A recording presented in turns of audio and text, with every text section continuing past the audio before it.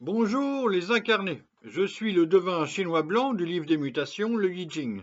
Bienvenue dans l'unité de l'humanité en portrait énergétique où je vous transmets cette connaissance du sacré. Aujourd'hui nous allons parler de l'énergie 14, grande réalisation, de Coco Chanel.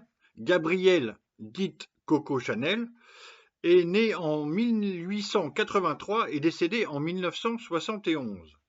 La vie de Coco Chanel a été incroyable et suffisamment extraordinaire euh, pour essayer d'approcher et comprendre qui elle a été, qui elle fut, quelle est cette légende, ce mythe, encore vivant aujourd'hui avec ce nom devenu une marque planétaire de luxe sur toute la planète. Comme son parfum créé en 1921, il y a déjà plus d'un siècle. Alors, aujourd'hui, les études de son énergie vont tenter d'éclairer l'une de ces nombreuses facettes de cette personnalité très complexe. L'énergie 14, la grande réalisation, fut celle aussi de Louis XIV, le roi Soleil. Elle est celle du président chinois Xi Jinping aujourd'hui. Et elle est aussi fut celle de deux cas particuliers du général de Gaulle pendant la période 1958-1970, pendant qu'il réalise son gros projet et la Cinquième République. Et c'est aussi la mienne en ce moment. Donc je développe pas, c'est pas moi le sujet aujourd'hui. Par contre, j'ai des clés où je peux affirmer ce que je dis parce que je comprends bien comment elle marche cette énergie, forcément. Et au féminin, je n'ai deviné que Coco Chanel, donc j'ai pas d'autres exemples. Ça veut pas dire qu'il n'y en a pas, ça veut dire que c'est moi qui n'ai pas deviné. Donc, cette énergie 14 de la grande réalisation est composée en bas du ciel et en haut du feu. Alors, le feu se trouve au-dessus du ciel.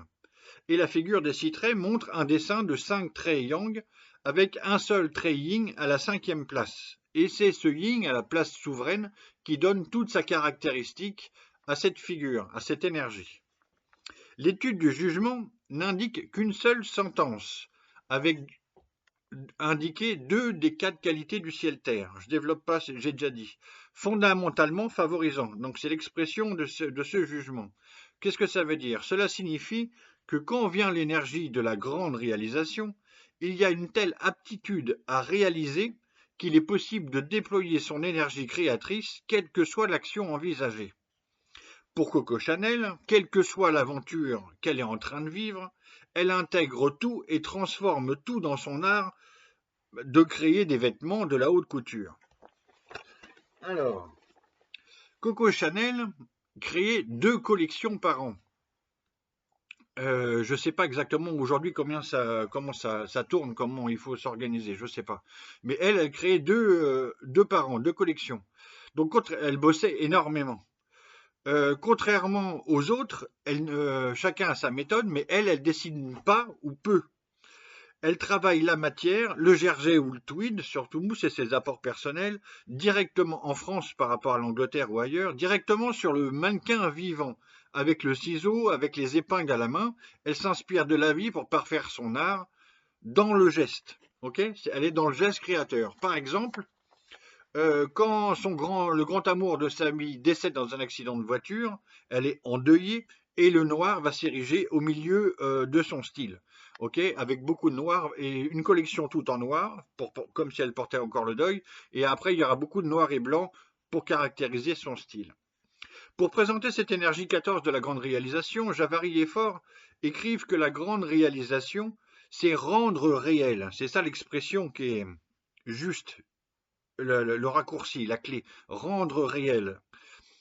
Cette énergie correspond à un grand souffle créateur qui permet de passer du projet à la réalisation, du latent au patent, du virtuel au manifesté, en un laps de temps très court. L'aptitude de ce qui est élevé à se concrétiser est à l'œuvre, ce qui rend possible de matérialiser les projets avec aisance. Elle est facile, on ne comprend pas comment cette complexité est si facile et cette grandeur si naturelle pour elle. D'ailleurs, cette énergie peut s'entendre dans plusieurs sens. Le pouvoir de réalisation de ce qui est grand, le grand pouvoir de réalisation et pouvoir de réalisation en grand. Coco Chanel, c'est tout ça à la fois. Je parle rarement de l'étude de l'hexagramme nucléaire parce que c'est souvent trop compliqué. Mais ici, c'est tellement pertinent que je vous donne à comprendre à entendre la détermination de Coco Chanel. Au cœur de l'énergie 14 grande réalisation, il y a l'énergie 43 se montrer résolue. C'est-à-dire qu'au cœur du grand pouvoir de rendre réel, il y a une capacité à faire changer de plan.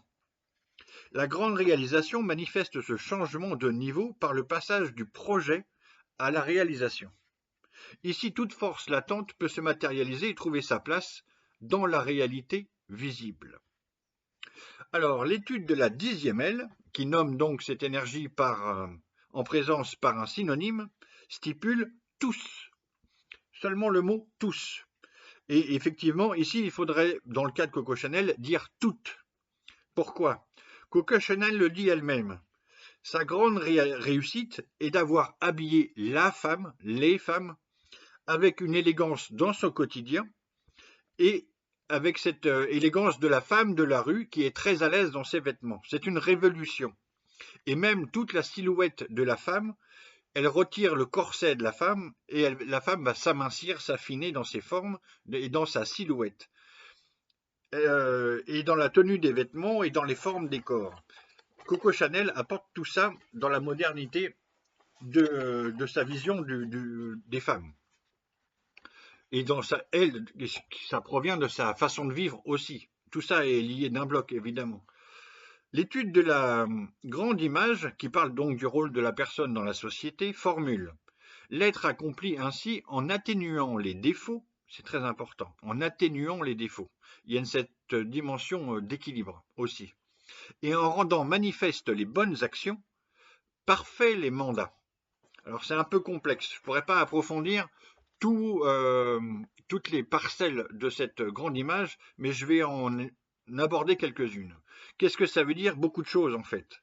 Ça nous parle aussi du style de Coco Chanel. J'ai trouvé le mot qui résume tout son style, en tout cas je l'ai entendu plusieurs fois et pour moi c'est ça, parce que ça me parle aussi. C'est un style épuré. On retire, on élague tout ce qui n'est pas strictement nécessaire. Le vêtement doit tomber de lui-même, naturellement.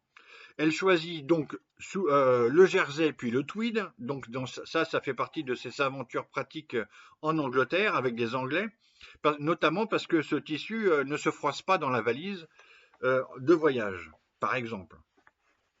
Quant à cette expression parfait les mandats, on va y revenir en parlant de sa vie au moment de l'occupation allemande en France. C'est un peu complexe. Donc mademoiselle Gabrielle Coco Chanel, c'est 1883-1971.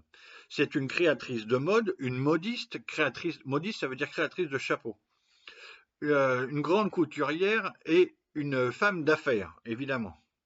C'est tout ça à la fois, dans un processus de devenir qui s'inscrit dans l'être. Gabrielle naît hors mariage, dans un hospice, vers Saumur.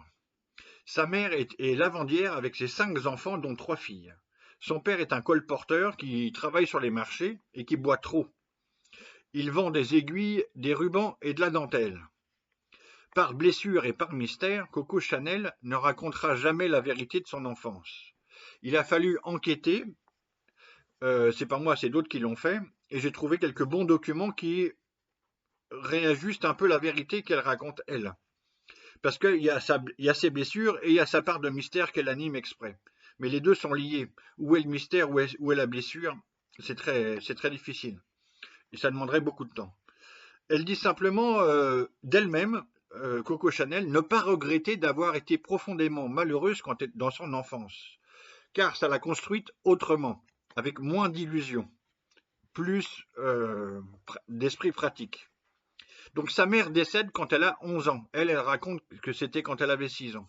Son père la dépose dans un orphelinat dans le sud de la France, dans le centre de la France, en lui promettant de revenir, mais il ne reviendra jamais. Donc, elle est orpheline et il y a ça qui m'embête. Elle est orpheline et il y a ce sentiment d'abandon qui forcément va se creuser entre ses 11 ans et ses 18 ans où elle va sortir. Par chance, dans ce couvent catholique où il l'a déposée, les bonnes sœurs de l'abbaye offrent un métier aux jeunes filles. Donc Gabrielle Chanel apprend la couture.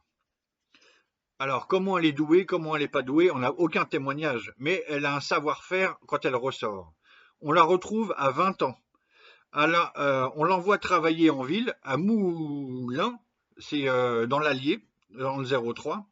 Et à l'école de la vie, elle se met directement à chanter dans les cafés-concerts, elle découvre la vie, elle plaît aux officiers, elle a sa gouaille, elle vient de la rue, elle goûte au plaisir, et une sorte de, j'ai pas exactement trouvé comment, mais une sorte de prostitution quand même, ce qui va lui aider dans toute sa vie aussi.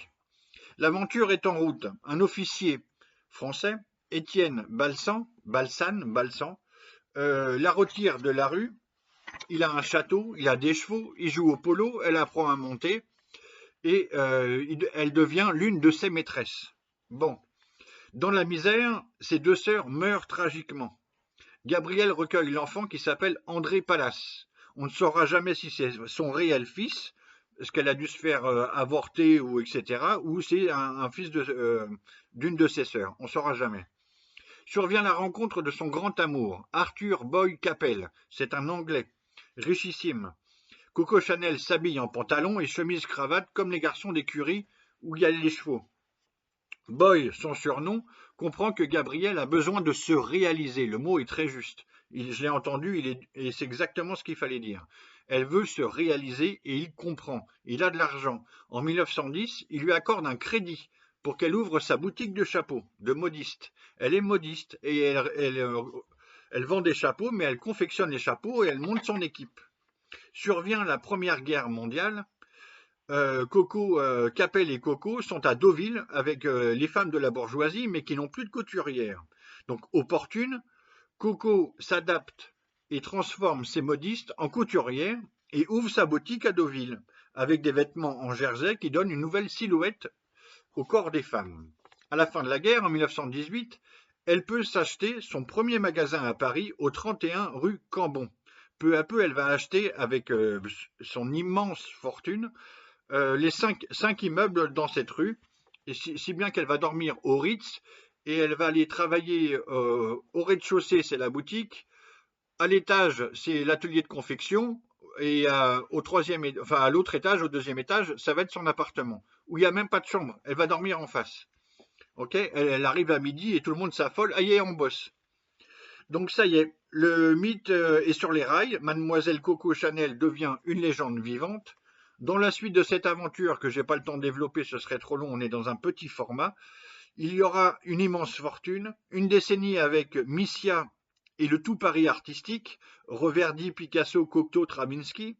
Dans les années 30, il y aura une autre décennie avec le duc anglais de Westminster, un milliardaire anglais. Et pendant la France occupée par l'Allemagne, il y a une liaison amoureuse avec un officier allemand, où elle fait quand même libérer son fils, entre guillemets, André, et tente de négocier une paix tout à fait improbable, dans l'ombre, entre les Anglais et les Allemands, sans l'accord d'Hitler. D'où ça résonne avec cette histoire de mandat dans la grande image. Okay. Après la Seconde Guerre mondiale, elle passe une décennie au calme pour se faire oublier en Suisse et revient sur le devant de la scène de la haute couture dans les années 54 jusqu'à 57 et rebondit jusqu'aux USA où sa légende continue en 1964, etc. Finalement, Coco Chanel s'éteint, Mademoiselle s'éteint en 1971. Je conclus par un petit quatrain divinatoire. Feu, 14 grandes réalisations. Coco Chanel, coup, chapeau, parfum, défilé. Ciel, secret d'orphelin, d'occupation. Nom devenu mythe de la femme habillée. Namasté.